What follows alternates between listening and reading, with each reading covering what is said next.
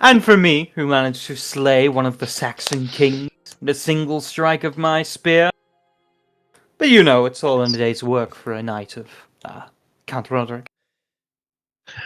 I thought you captured Octa. I mean, yes, but I took him down in a single blow. Oh my just god, happened you're to live. composing the poem as we speak, aren't you? Edrich, my dear. That's what I have you for. He has a point there, Edrich. Fair enough. It's just a matter of figuring out who our enemy is and how to deal with them. If it isn't the Saxons, then it is Gorlois. If that was the case, why muster in Londinium? Why, indeed. For now, it's just Easter.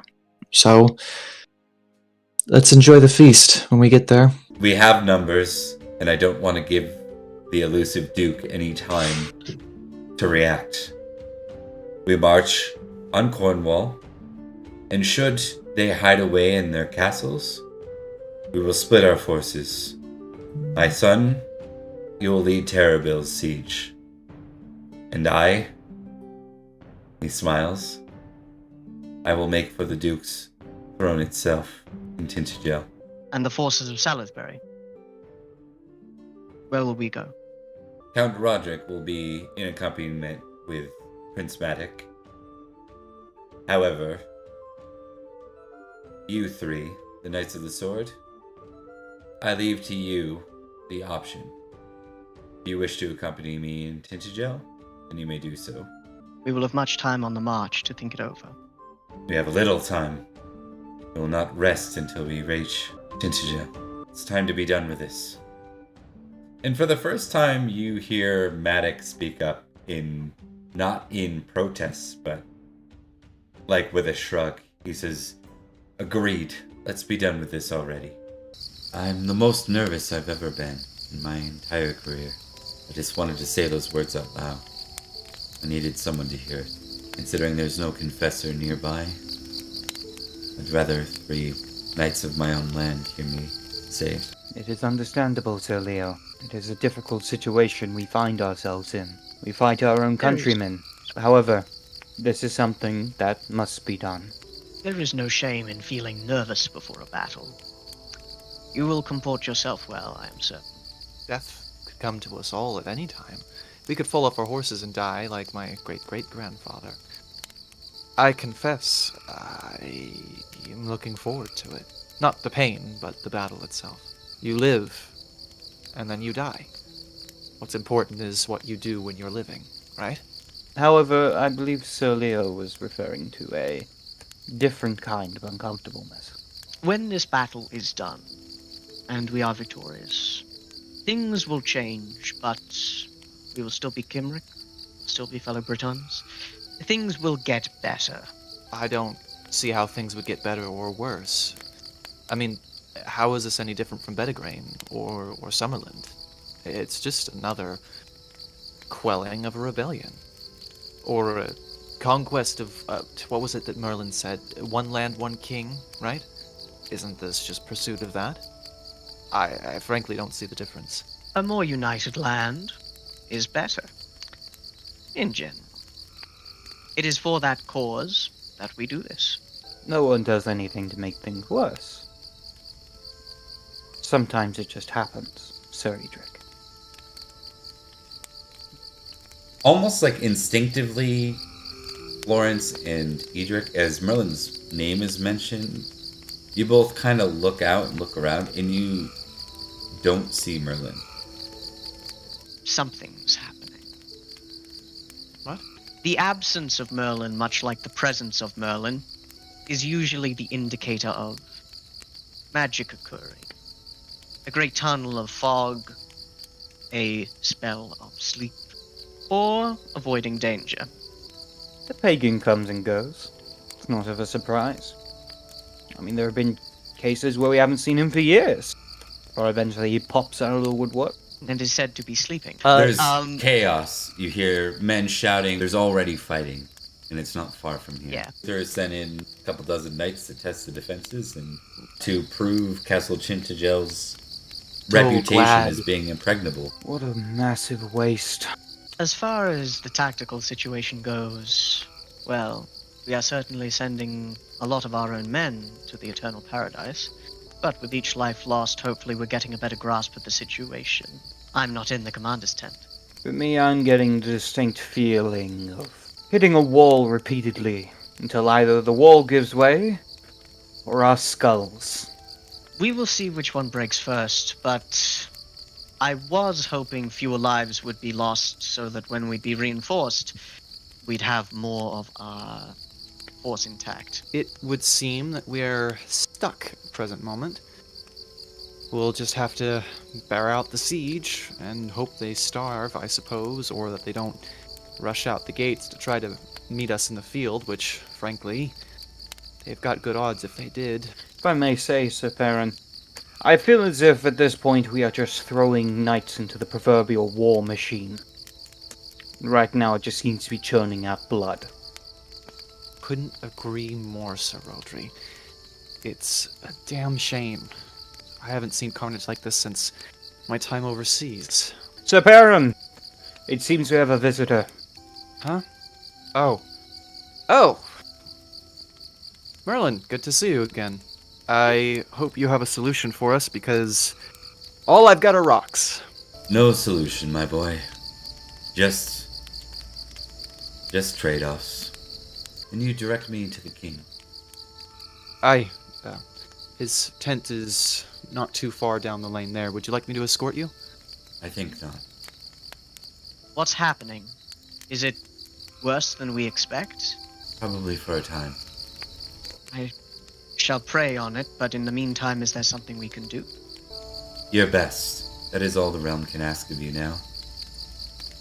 Excuse me. I must secure a future. Very well. We'll stay here. With the rocks. A sinister rouge. I feel like this day is only starting to give me a headache, and I can't help but feel like it really is only just starting. You hear, Uther? Just make it so. You've asked what I need, and I am certain. I must hear your word one more time then. What I asked for. There's no taking it back. Yes, yes. What you asked for. It's fine. Now make it so. The fog begins to thicken even more, and you find yourselves coming upon a set of standing stones. You can hear Merlin almost muttering, but as you get closer you realize he's chanting. And by the time you reach the area with your own eyes, you see they have with them just a small retinue of guards. Merlin himself and Uther. Who goes there? Sir Perin of Durnford, I have an urgent message for the king. Is it done? Yes, yes. It's done. Perin. My king, I'm sorry for disturbing you. There's something I wanted to discuss with you. A large number of Ulfius's retinue suddenly came down as quite ill. Cynstenian took a look at the wounds, and as far as he can tell, something's not right. I know it seems out of character for Gorlois, but I think it's possible that somebody might be using trickery on us. I wouldn't put it past the man. Merlin! Merlin?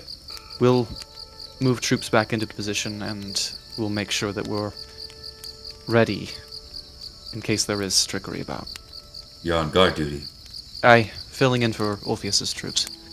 We thought it'd be wise to have eyes outward this night. Indeed. Trustworthy eyes. Eyes that I trust, yes. Then I trust them by proxy. I'll keep you informed, but not too informed. We should return to our duties now. Aye.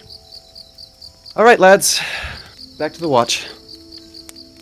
You hear now the sound of riding from the direction of the king's tent. It's late now, almost midnight, 1 a.m. Moon's high in the sky, though it's hard to see through the mist itself. You see a rider come over the hillside. The three of you watch as the rider comes out, and you get a good enough glance to see the face of him for a moment. He kind of pauses and turns. There's a smile on his face, and you can see the face of Uther looking at you. The mist kind of flows low, and for a second, you lose sight of him. And then when the mist leaves, you see the armaments of Duke Gorlois. What? You hear the distant sounds from the castle as this rider seems to fade in front of your eyes. It is the Duke! Open the gates! Why didn't he tell us that he was going to do this? You can see two figures. First off, you see one riding as the gate has portcullis is opened and closed for the lone rider. So you watch as it slowly starts to close. Supernatural travel, for certain. A moment he was in front of you, and then a moment later he had crossed the entire causeway and stood before the castle to be let in. The other figure is Merlin, who is almost hard to see as he walks amongst the mist. A frown on his face as he walks away. Like he's walking past you at the moment. Merlin. He says, like almost not noticing you, and he looks up with an exhausted look on his face. He's not going in to open the gates, is he? Said to you once. Perhaps soon. But perhaps not. I know you've already done much. Do you know of any way I could get in there as well? He shakes his head. Then I suppose I might die trying. And he rides forward. Sir Perin. I think it's probably the first time he's ever called you anything other than knight or knight. Correct. I didn't even know he knew my name. Perin stops just for a moment, faces him. What gives you cause to rise forward this time? I don't know. But there's been much talk about fate lately. And something deep inside me tells me that I have to be inside there. I just need to know. We wait for a just kingdom. If I survive tonight, I would like to speak to you again. I have questions I don't know if you're able to answer, but maybe you can help me understand. Sir Perin, please stop. Whatever is happening, you will be needed in the days to come. Don't die here. What are you doing out here? We followed you. No, turn back. Look after Orpheus's men and make sure we aren't You come ambushed in with this us. fog. I You can't come do with that. us. My brother has entrusted me with keeping you safe. I'm not I- going to let you wander in there alone. I'm sorry, but this is something that I must do. I promise you. Why? You yourself said you did not know what drove you. It could be anything. It could be nothing. What I know is two things: the material and the divine. The material, you are the head of your household, and you will be needed. Divine, magic is at work here, and magic will be at work later. Uther is doing something, and I don't know if you should be a part of it. If his actions now are not just, then the only thing to be done by entering is to stop him, and you will be shot at multiple times. No, I don't intend to stop him.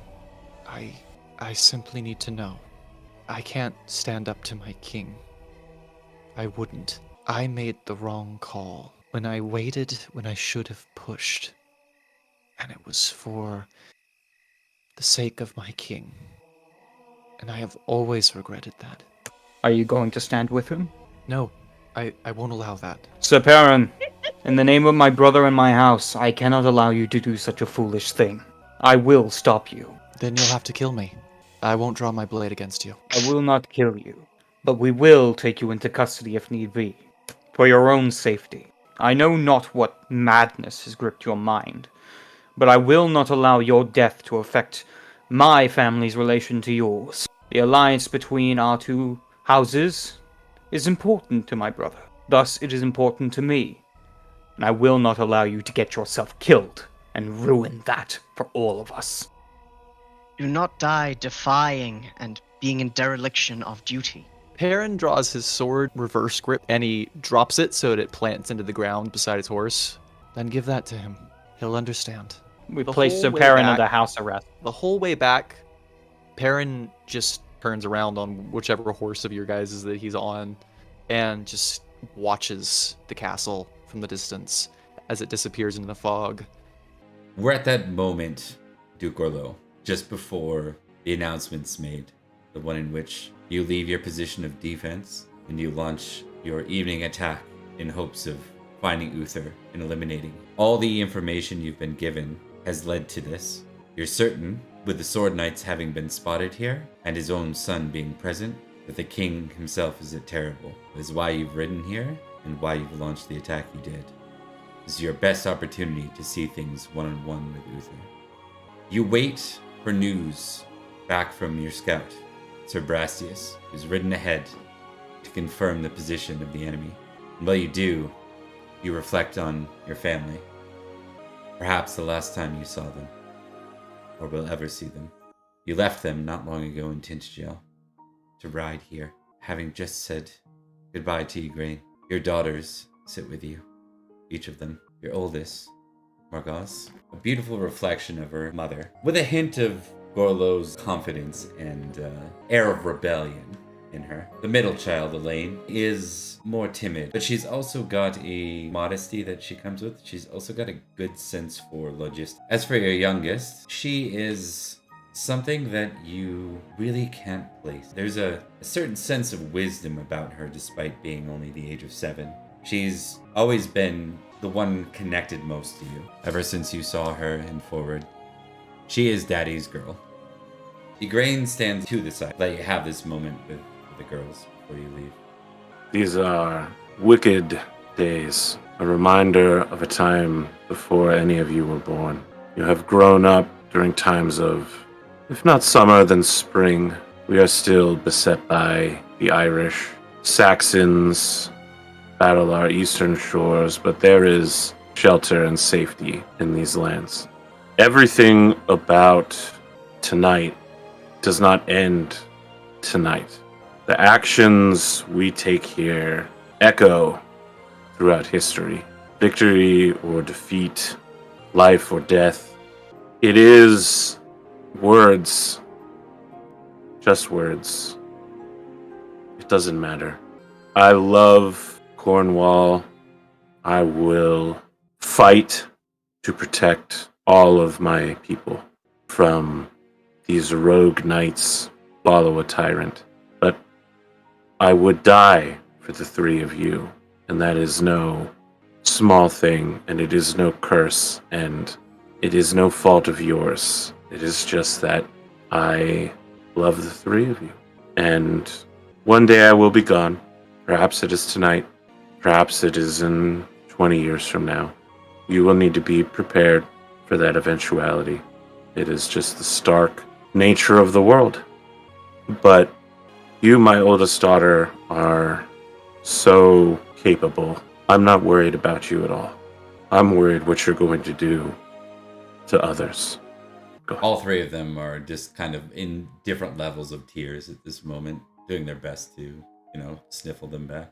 Elaine, you are a credit to this county, this dukedom, kingdoms. You have a wit and a talent that is rarely seen among any people. And never let anyone try to define your value as anything less than one of the best. And my youngest child, I know that we haven't always understood each other. You and I, we walk a different path. We should have sent you to Summerlin. we should have let someone who knows of the way of things teach you. And if I'm still here tomorrow, there are some allies that I might call upon on your behalf. Stay near your mother. She knows of what I speak, and she has something on her that may protect not just you, but all three of you. Go with your mother now. Do not be afraid, but lock the door and pray for victory. Margaz nods and says, "We'll be safe here, Father. We'll do as you ask." Elaine just nods, but Morgan runs up, and as you're kissing her on the head, she just kind of dives into you, or all, whatever pounds of the 7-year-old she is. You get this weird sense of mortality. With the way she hugs you, it's like she's really saying goodbye there. She whispers in your ear, "I won't forgive them for this. Any of them." And with that, you're kind of brought to as Brastius walks in again before you. Brastius, "They're exactly where we thought, my lord. Await your command. have you spotted Uther? I see his banners. Those of the prince and those of the Knights of the Sword." It will have to be enough. I do not relish fighting the Knights of the Sword, but if this is what it takes to draw out Uther, he will lose something he never truly appreciated, a bastard. I once said when I was riding with you that we should make this such an end. I did not feel it in my heart, but now my pulse quickens. I feel younger than I have in some time. I am ready. If this is the end, then we will make it such an end, Brastius. Are you with me? "I am, my lord." I'm gonna straight up whip my sword out, go out in the courtyard and say, "Are you with me?" Yeah, and you get a resounding cheer Oh no. at the sortie of Terrible. Now, just to recap, what you all saw as you were making your way towards the prince who had been unhorsed by Gorlois. Gorlois looks old. He looks old and frantic. His hair is sweaty as he takes his helmet off to make sure that everyone recognizes him. And he points to Florence and he said, "You! More than all, Florence! I thought I could rely on you, and now you come like the Irish to pillage my people on behalf of a tyrant? Where is Uther? Bring me Uther!" And he puts his helmet back on, whips out a mace, and points down at Madoc and says, "Bring me Uther." You see that the blade itself has sunk deep into Madoc to the point where it's not retrieved. I think Florence is just stunned in this moment. Just Ooh. looking at the blade within Madoc's gut, held by Duke Gorlois. A man Florence trusts? Or perhaps trusted. This is a situation where he's still not sure what to do, and I think in this moment he freezes.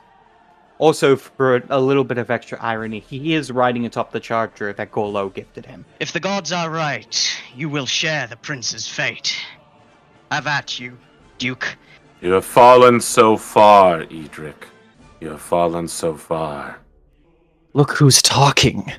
I can't believe my brother loved you. Look I don't at even this. know who you are. I am Virgil of Durnford, and you're a coward. Look at this mess. Attacking soldiers in their beds, is that honorable to you? You're supposed to be better than this. You ask, what is honorable? On the footsteps of my castle, you ride out to conquer my people on behalf of a king who tries to ensnare my wife. I think it's with that I as am Florence sees Not. the Duke Yes. riding at him. He goes into battle mode, and it's instinct at this point as he charges at Gorlois with his spear. As we ride towards each other, and Gorlois lines up against Florence, at the last moment, he diverts for a full two-handed strike on Edrich, hoping once more, using his master tactician skills, to bluff everyone into not using their defense skills on the person they think is being attacked, and just kill Edrich in one blow. As Edrich rides up, he sees Gorlois going for Sir Florence, and that is one thing that he cannot allow. He approaches with the intent to strike from the side, to distract, and then at the very last millisecond, sees that it was a feint. He sees the mace heading towards him in an attack which would break his face, if not his neck. And with just a slight movement of the shield and a thrust of the sword, it goes through the shoulder, through mail, and into flesh, as the mace, bonk, a heavy clank off of the shield, and it seems like a significant impact as Edrich pulls out the blade, now wet with noble blood. Gorlois falls. One of your own falls to Sir Brastius, Jaren's uncle. As Brastius looks over and cries out, "The Duke has fallen!" This changes the way the enemy responds. In this moment, what do the three of you want to do? I will remind you, you have a fallen prince, you have a fallen duke, and you have an enemy that isn't quite routed. Florence's first thing he does is he gets off his horse to check out Madoc. Okay. To look over his body and see if he is still alive or if he is dead. As far as Edrich, Sir Marek was the person who Edrich squired for. He was his sire, the one who brought him up to knighthood, seeing him fall to Sir Brastius with that same cold rage that has followed Edrich for a good long while. He looks at Sir Brastius and says, "Your master is dead. You will follow him. Press the attack! Kill all who raise a weapon to us!" That's the life, Gorlois. Sometimes you die.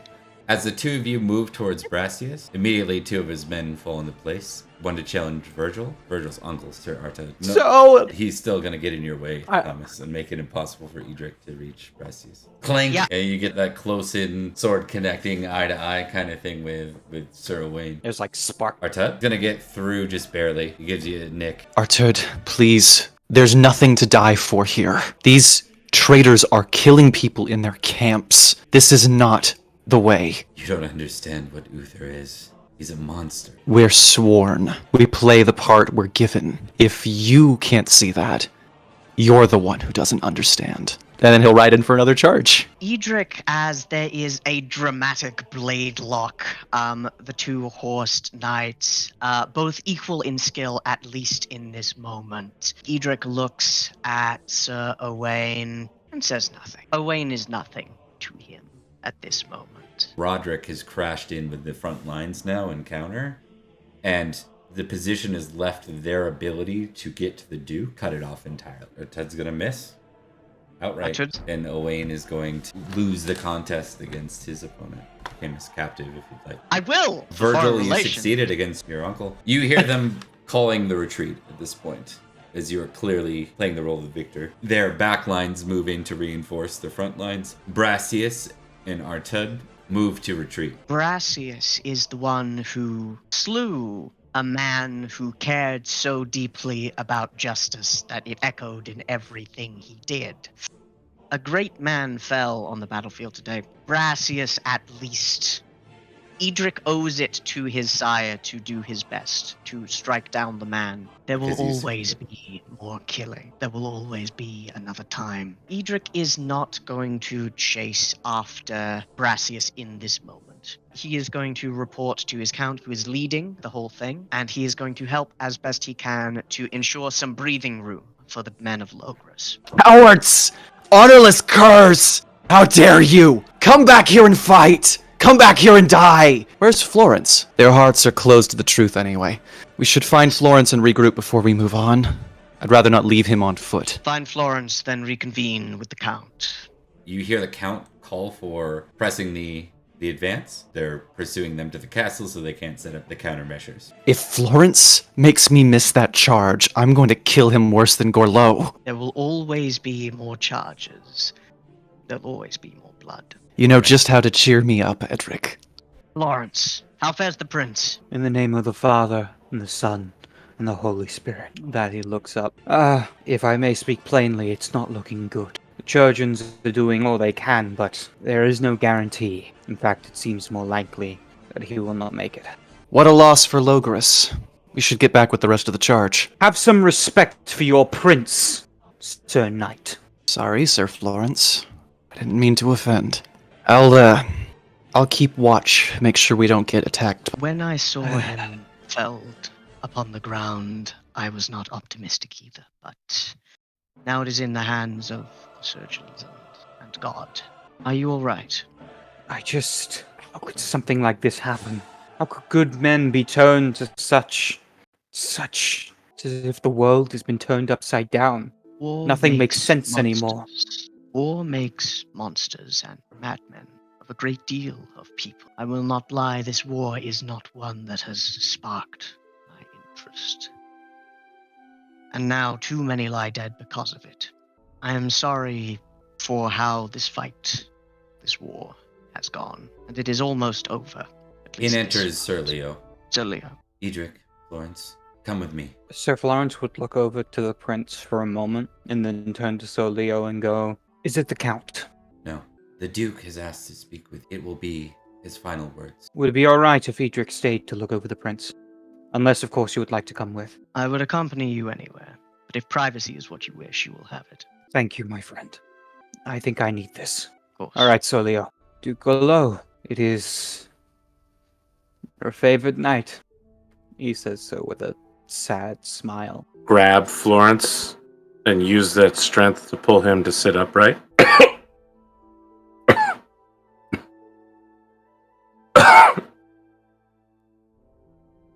Will you listen to a dying man's words?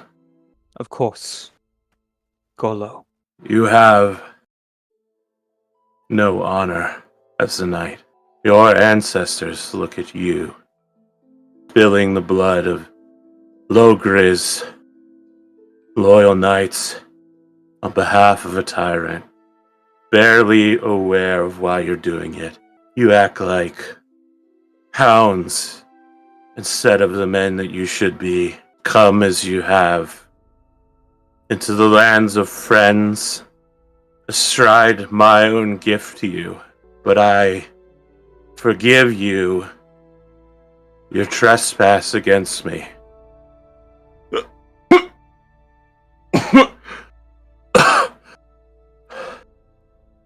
Make an oath, Florence, if you would have any honor at all. The night God smiles upon. Someone must defend my daughters from beasts, because I cannot be there to do it. Will you do this for me?